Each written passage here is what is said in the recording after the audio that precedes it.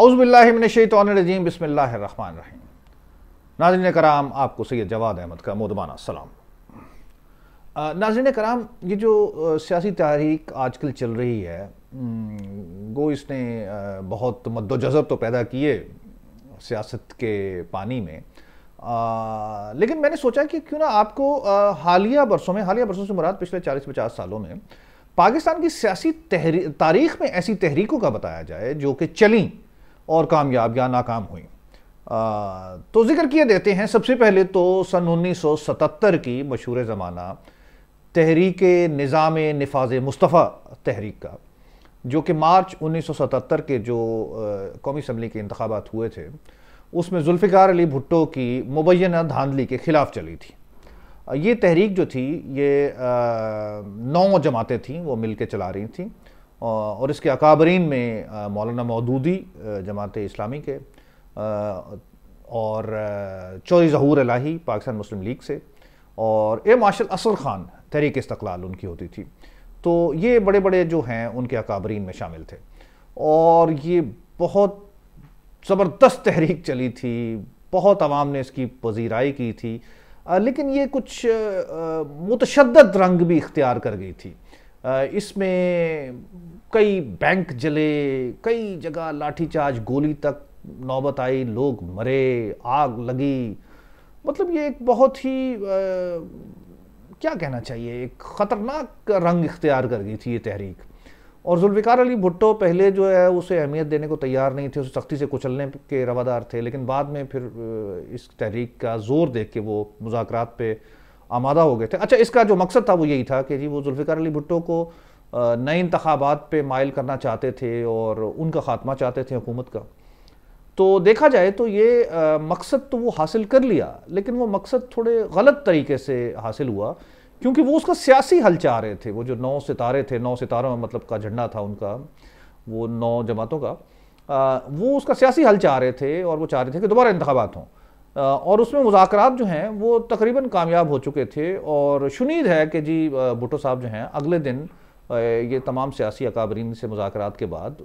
اس کی کامیابی کا اعلان کرنے والے تھے کہ جی 4 جولائی کو جو ہے وہ مارشل لا لگ گیا۔ تو ذوالفقار علی بھٹو کی حکومت تو ختم ہو گئی، لیکن یہ ہے کہ وہ ایک طویل مارشل لا پھر جو ہے وہ لگ رہا 11 سال کا۔ تو اس تحریک کو آپ جزوی طور پر کامیاب کہہ سکتے ہیں، وہ مکمل طور پر تو کامیاب اس لیے نہیں کہہ سکتے کیونکہ اس کا جو مقصد تھا وہ حکومت کا خاتمہ اور قومی انتخابات تھے۔ تو وہ قومی انتخابات تو اگلے 11 سال پھر نہیں ہوئے، بلکہ 12 سال، 77 اگر کیا جائے تو 89 میں پھر جا کے انتخابات ہوئے تھے،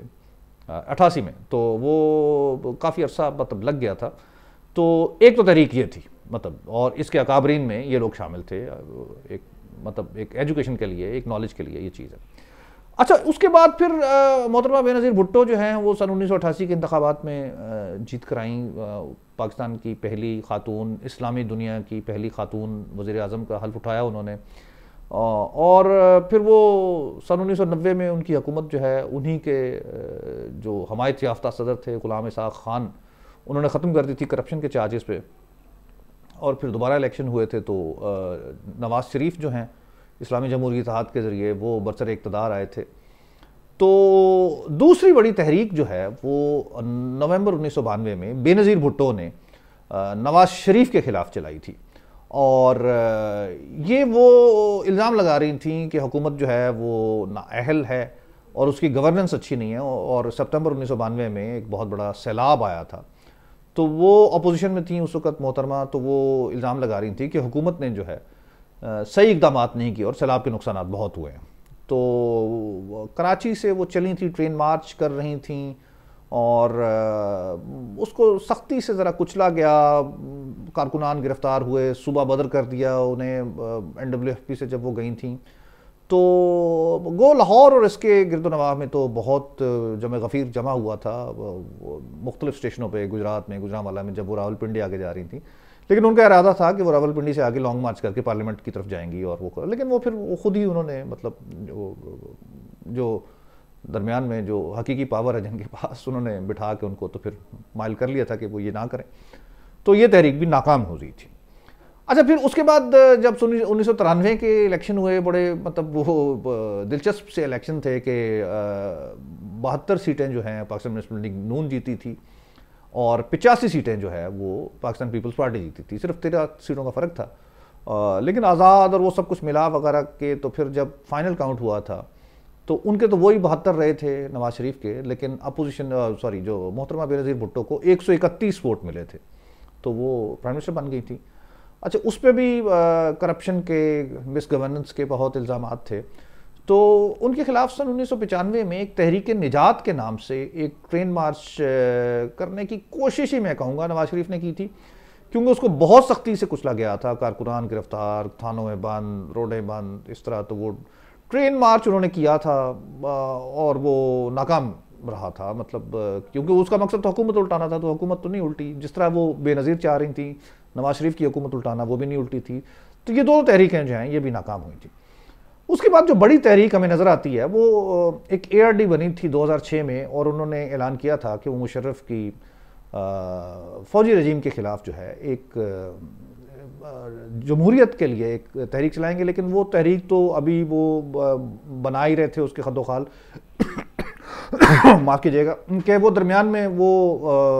صدر مشرف نے جسٹس افتخار چودھری کو معزول کر دیا مارچ 2007 میں، تو وہ وکلاء تحریک خود بخود ہی شروع ہو گئی۔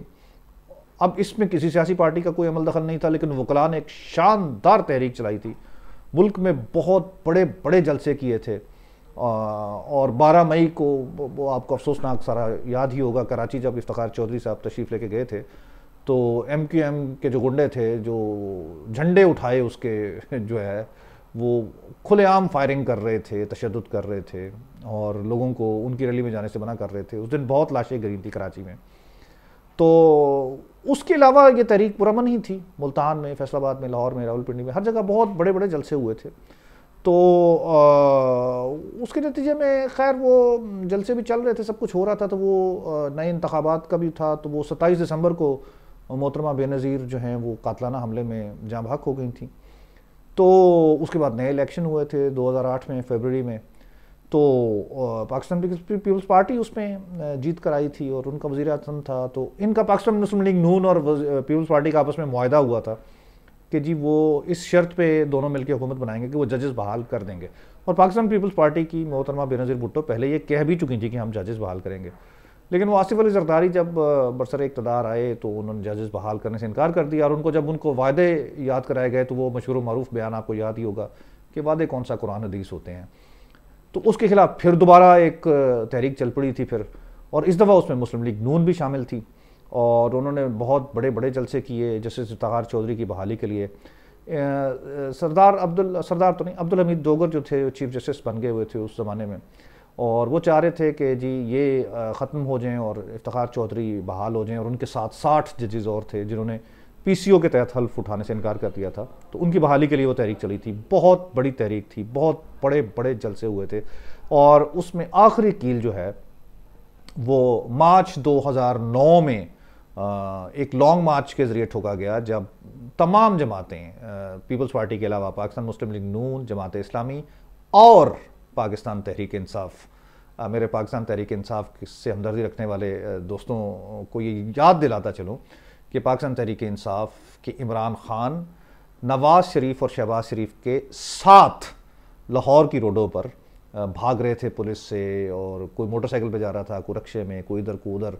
اور لاٹھی چارج ہو رہا تھا، اور عمران خان اور نواز شریف مل کر